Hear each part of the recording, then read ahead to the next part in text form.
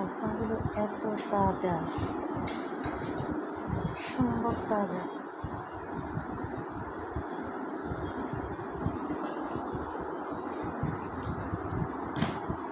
গাছ থেকে পেড়ে এনে রান্না করার সৌভাগ্য অন্যরকম।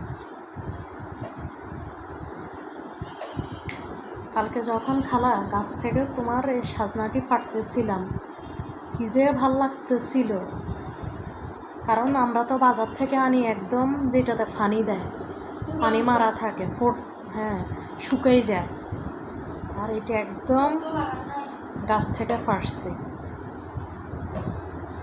কাটতে কি আরাম লাগতেছে, নরম একদম। কাটতেও মজা লাগে। এরকম তাজা জিনিস আমরা পাই। ওনাদের বাড়ির সামনে, সবার গেটের সামনে এরকম একটা একটা গাছ।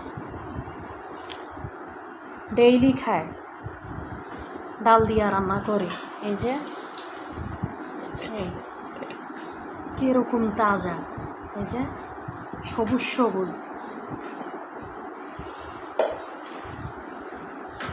এগুলো একটা আলু, একটা টমেটো, বড় মাছরে ভেজে রান্না করলে অসম্ভব মজা হয়। কাটতে কি আরাম, নরম একদম, ধরা মাত্র উঠা যায়। এই যে এত নরম না। এই যে গাছের এই যে ডাটা রয়ে গেছে, ডাটাটা পর্যন্ত পাড়তে কষ্ট, অনেক উঁচুতে উঠে। গাছ অনেক বছর হয়ে যাওয়ার কারণে গাছ মোটা হয়ে গেছে।